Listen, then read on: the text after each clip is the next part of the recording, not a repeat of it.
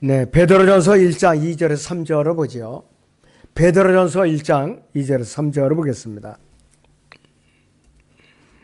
곧 하나님 아버지 미리 아심을 따라 성령의 거룩히 하심을 통하여 순종함과 예수 그리스도의 핏부림으로 택함받은 자들에게 편지하노니 은혜와 평강이 너희에게 충만할지어다. 하나님 곧 우리 주 예수 그리스도의 아버지를 송축하리로다. 그분은 그의 풍성하신 자비하심을 따라 죽은 자로부터 이 예수 그리스도의 부활로 인하여 우리를 거듭나게 하사 산 소망을 갖게 하셨으며 그랬습니다. 그래서 오전의 주제는 택함받는 조건과 새로운 출생입니다. 택함받는 조건과 새로운 출생입니다. 그래서 첫째는 택함받은 자들이 되기 위한 세 가지 조건이 있어요. 칼빈주의자들의 개념이 아니에요. 첫째는 택함받는 조건은 성령의 거룩해 하심과 관계가 있는 사람들이에요. 성령의 거룩해 하심과 관계가 있는 사람들이에요. 누구든지 주님을 영접해서 거듭나는 그 순간에 성령께서 그 사람의 몸 안에 들어오셔서 그 사람의 한 부분이 되심으로써 그 사람에게는 성령이 거룩해 하심이 일어나요. 순간적으로 일어나요. 그런데 거룩해 하심은 일시적이냐? 영원토록 하는 거예요. 그러니까 성령으로 인치심을 받았다는 거예요. 이것이 바로. 구원이 취소가 될 수 없다는 것이에요. 바로. 이 구절은 지금 이것을 말씀하고 있는데 다시 말해서 누구든지 주 예수 그리스도를 믿고 그분은 자신의 구세주로 영접하는 그 순간에 그 사람은 성령의 거룩해 하심을 받게 된다는 말입니다. 이것은 구원받는 것이 따로 있고 성령의 거룩해 하심에 또 따로 있는 것이 아니다는 말이에요. 또 이 두 가지는 손바닥과 손등의 관계이고 동전의 앞뒷면과 같은 것이에요. 이것은 함께 일어나는 일이고 순간적으로 동시에 일어나는 거예요. 내가 주님을 영접하는 그 순간에 내 안에 성령께 들어오셨고 인치셔갖고 바로 성령의 전이 되는 것과 거룩해 하심 상태가 일어나는 것이 동시에 일어난다 이거예요. 예를 들죠. 제가 어떤 목사님이 이런 말씀을 하시더라고요.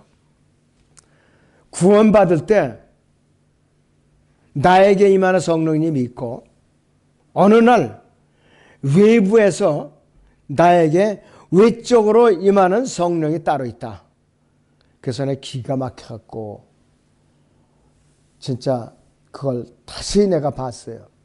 그건 큰일 날 짓이에요. 성령께서 한번 내주하시면 그걸로 끝나는 거예요. 비록 그 사람이 섬김이 없고 죄를 졌을지라도 구원은 취소가 되지 않는다 이거예요. 두 번째, 성령이 임해야 된다. 성령 충만이라고 용어로 바꿔줘야죠. 헷갈리지 않게. 그건 안 되잖아요. 근데 그런 일이 버젓이 일어나고 있어요. 남의 나라 얘기가 아니에요. 두 번째는 택함받는 두 번째 조건은 순종함과 예수 그리스도의 핏부림이 관련된 사람들이에요. 이건 무엇을 말하느냐? 하나님께 순종하고 예수 그리스도의 핏부림을 받기 전에는 택함이 발생하지 않는다는 것이에요. 칼빈주의자들이 가장 좋아하는 택함이라는 말이 여기 나와요.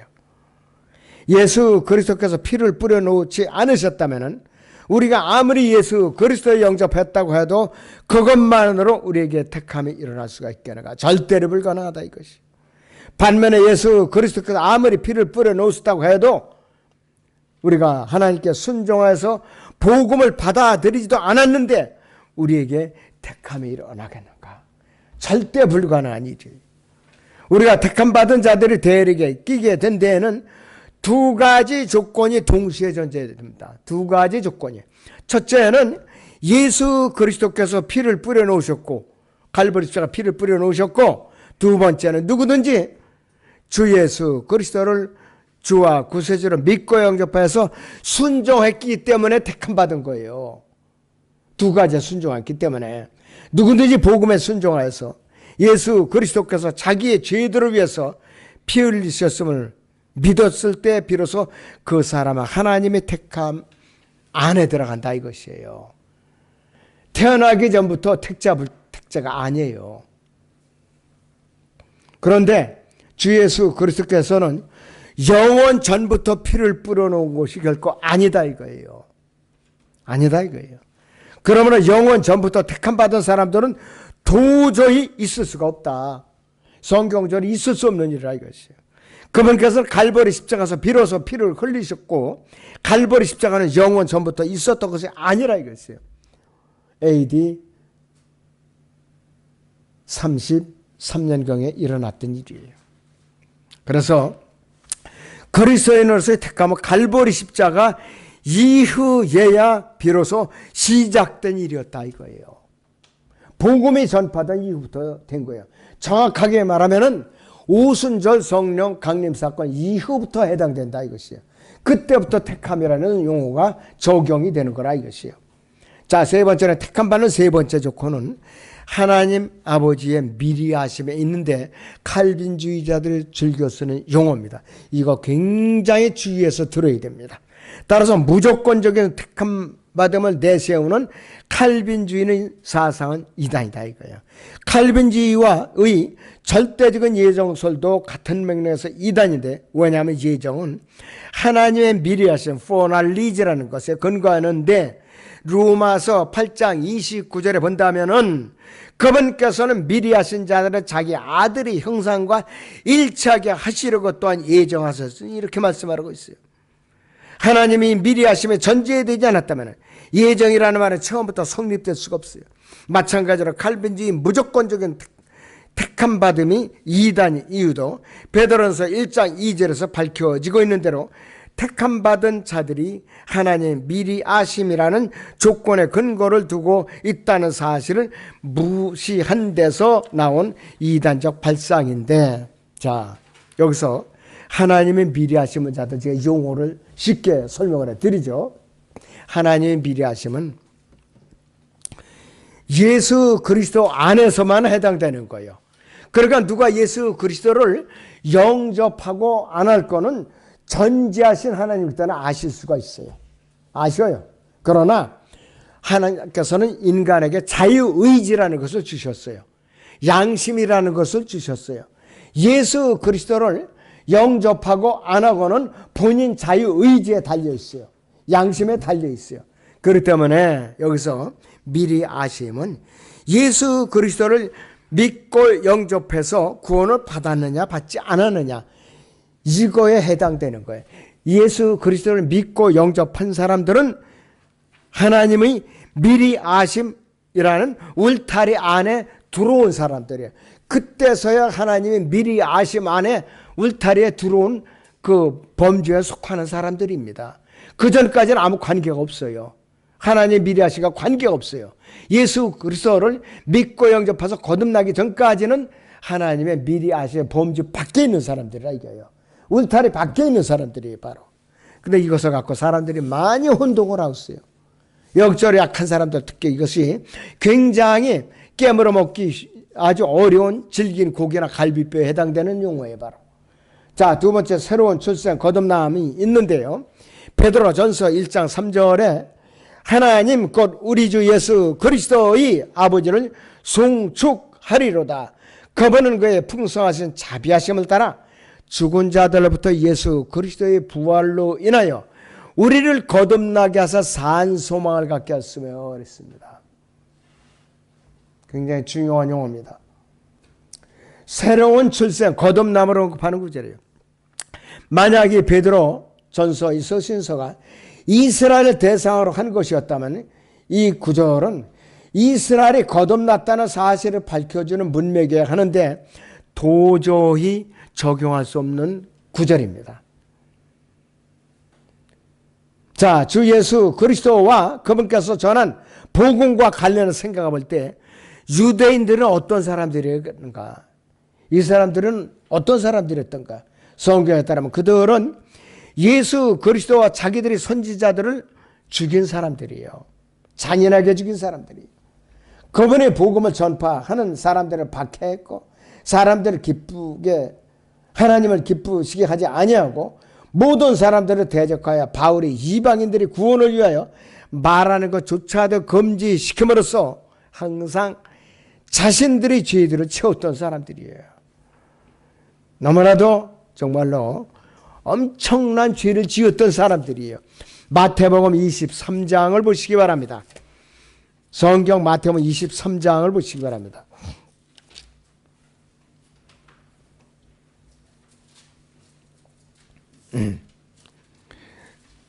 34절부터 35절을 보죠. 보라, 이 때문에 내가 선지자들과 지혜 있는 자들과 서기관들을 너희에게 보내노라. 그러면 너희가 그 중에서 더러는 죽이고 십자가에 못 박을 것이며 더러는 너희의 회당에서 채찍질하고 이 성읍에서 저 성읍으로 쫓아다니며 박해하리라. 그리하여 땅에 쏟아진 의로운 모든 피가 너희 위로 돌아오리니 의인 아벨의 피로부터 너희들이 성전과 제단 사이에서 죽인 바라키아의 아들 사카리아의 피까지니라 그랬습니다. 유대인들이 사도행전 14장 19절에 보면 루스트라 성읍까지 쫓아와서 사도 바울을 돌로 쳐서 죽은 줄 알고 성읍 밖으로 던져버린 자들이에요. 그리고 사도행전 4장에서 5장에서는 사도들이 목숨을 걸고 전파하니까 매질을 가하고 감옥에 가두고 그랬잖아요. 그랬던 자들이에요. 또 사도행전 19장에서는 에베소까지 쫓아와가지고서 소란을 일으키고 가는 곳곳마다 복음의 원수짓을 했던 사람들이에요. 그런데 바울은 유대인들이 이랬던 이유를 이렇게 간단하게 말하고 있죠. 교재를 보시면은 이는 그들에게 임하는 하나님의 진노가 극에 달하였음이라 그랬어요. 그러니까 그들은 아예 영적인 눈을 하나님께 닫아버리고 만 것이야. 사도행전 보시죠. 28장.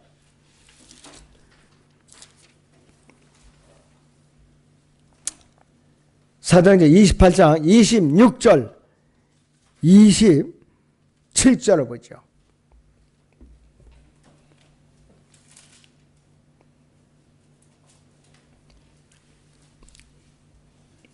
이 백성의 마음이 무디어지고 그들이 귀는 듣는데 둔하고 그들은 자기들이 눈을 감았으니 이는 눈으로 보지도 못하고 귀로 듣지도 못하며 마음으로 깨닫지도 못하고 회심하지도 못하게 되어 나로 그들을 치유하지 못하게 하려 함이라고 하셨느니라. 그러므로 하나님의 구원을 이방인들에게 보낸 것과 그들이 그것을 들을 것은 너희가 알라고 하더라 그랬습니다. 유대인들이 영적인 눈이 지금 꽉 감겨져 있어요. 그래서 2차 대전 때 하나님에 대적하다 보니까 600만 명이나 나치에 의해서 가스 실어서 잔인하게 학살을 당한 거예요. 이들은 아직도 거짓 메시아신 적그리스도를 기다리고 있어요. 유대인들이 영적인 눈을 뜨도록 우리는 부르짖을 의무와 책임이 있어요.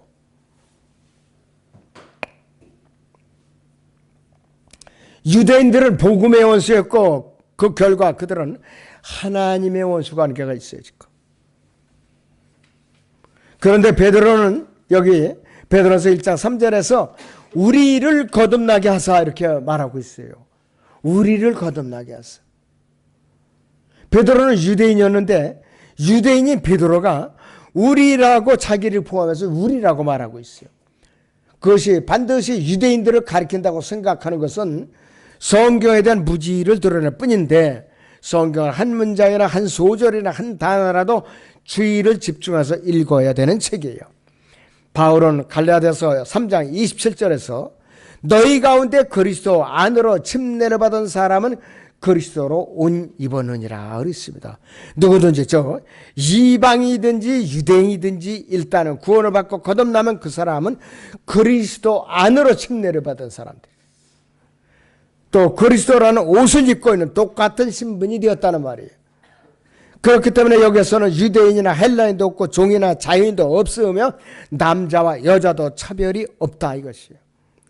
갈라디아서 3장 29절에서는 말씀하신 대로 모두가 그리스도 안에서 하나이기 때문이라 유대인이나 이방인이나 거듭났으면 우리라는 울타리 안에 들어와 있다 이것이에요. 바로 더 적극적으로 표현하고 있어요. 베드로는 바로 이런 맥락에서 외국의 이방인 그리스도인들을 향하여 우리라고 부르고 있어요. 이에 반해서 이방인들의 사도였던 바울도 본래는 유대인이었어요. 그럼 갈라디아서 2장 15절에서 우리는 본래 유대인이요 이방의 죄인들이 아니로도 이렇게 언급하고 있어요. 갈라디아서 2장 16절에서는 사람이 율법의 행위로 의롭게 되는 것은 아니요 예수 그리스도를 믿음으로 인하여 되는 줄 알고 이렇게 말하고 있다 이것이. 예수 그리스도를 믿고 구원받은 유대인이 됨으로써 자신을 포함한 그리스도인들을 우리라는 대명사로 생각하고 있어요. 그럼 우리라는 말은 거듭난 유대인들이나 거듭난 이방인들이 포함된 우리라는 말이에요. 바로 그 말을 말하는 것이에요. 이 점에서 베드로도 마찬가지로 같은 맥락에서 입장을 취하고 있죠.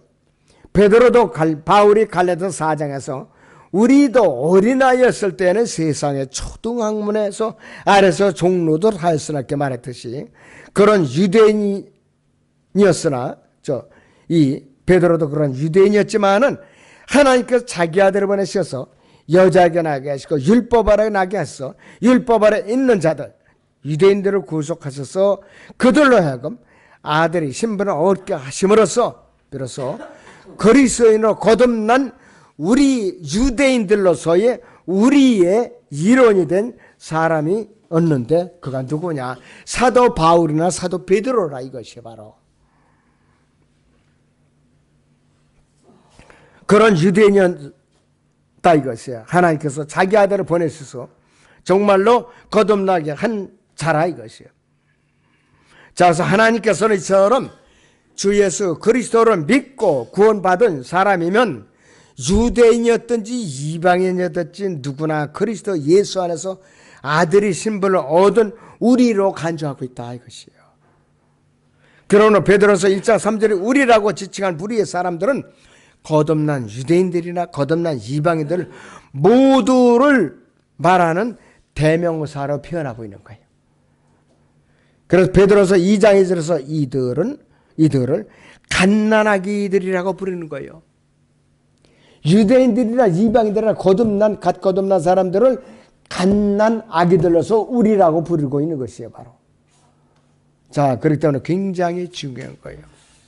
그래서 아까 오늘 제가 말씀드린 것 중에서 하나님의 미리 하심 그거를 제가 다시 설명을 해드립니다. 하나님의 미리 하심. 이것은 로마서 8장 29절에 보면은 그분께서는 미리 하신 자들을 자기 아들의 형상과 일치하게 하시려고 또한 예정하셨으니 이렇게 되고 있어요. 미리 하심이라 후원하리라는 말은 무엇이냐 이것이.